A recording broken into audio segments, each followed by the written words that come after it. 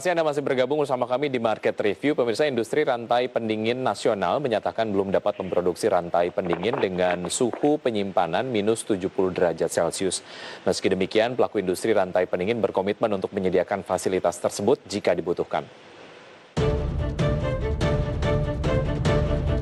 Industri rantai pendingin nasional melaporkan hingga saat ini belum dapat memproduksi rantai pendingin dengan suhu penyimpanan minus 70 derajat Celcius.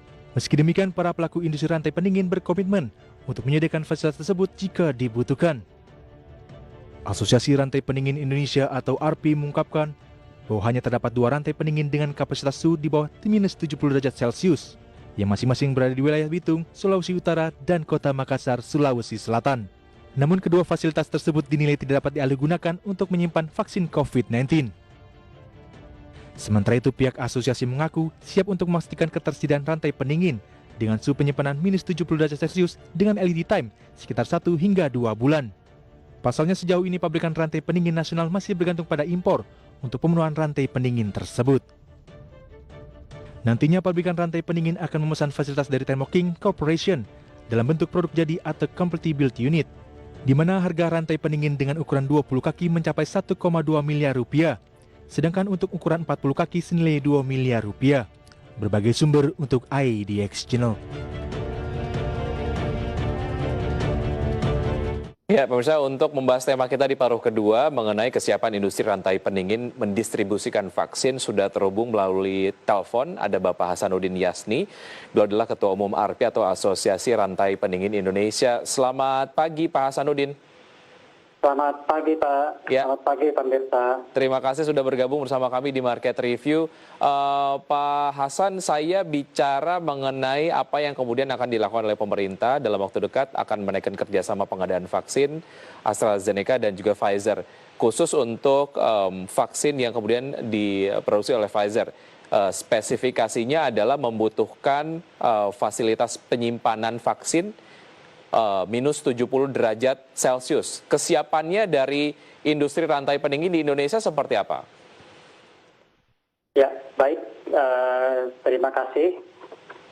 Perlu saya jelaskan di sini terlebih dahulu definisi dari cold chain itu sendiri. Cold chain sendiri adalah sebuah sistem rantai pendingin di mana dari downstream to upstream itu tidak boleh putus, baik itu di food industry maupun di farmasi, dan terlebih lagi ini adalah di vaksin.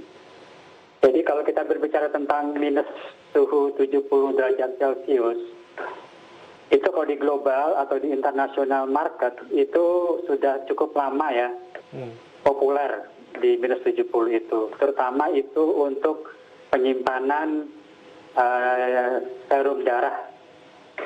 Ya, tapi di Indonesia ini selama ini kita menyaksikan bahwa kantong-kantong darah itu adalah dalam bentuk segar. Segar itu dalam arti kata disimpan di suhu 2 sampai 6 derajat Celcius. Nah, cuman nanti kita ada bank darah. Bank darah memang diperlukan itu untuk penyimpanan darah bisa sampai bulanan bahkan sampai 2 tahun. Jadi itu dibutuhkan suhu setidaknya minus 60. Nah, itu memang di Indonesia istilahnya belum banyak ya. Hanya beberapa mungkin dari kerjasama PMI dengan lembaga internasional dalam penyediaan darah. Ya, tapi sejak tahun 2010 itu cold chain berkembang cukup pesat, industri cold chain, terutama di sektor food. Sekarang ini kita sudah bisa mengadakan 3 buah unit ya, cold storage mini. Baik. Bersuhu minus 60 untuk produk-produk perikanan, terutama dari importir Jepang. Nah, jadi bagi kami 3 tahun yang lalu itu sudah tidak asing untuk suhu minus 70. Baik, artinya memang sudah sangat siap dengan teknologinya ataupun teknologinya memang sudah ada, tapi ketersebarannya ini yang kemudian belum merata begitu. Apalagi bicara soal vaksin, penyebarannya memang ini diharapkan dapat menyeluruh ke seluruh Indonesia. Itu yang paling penting. Pak Hasan, kita akan lanjutkan usai jeda berikut ini karena kita harus jeda dan pemirsa tetap di Market Review saja, kami akan segera kembali.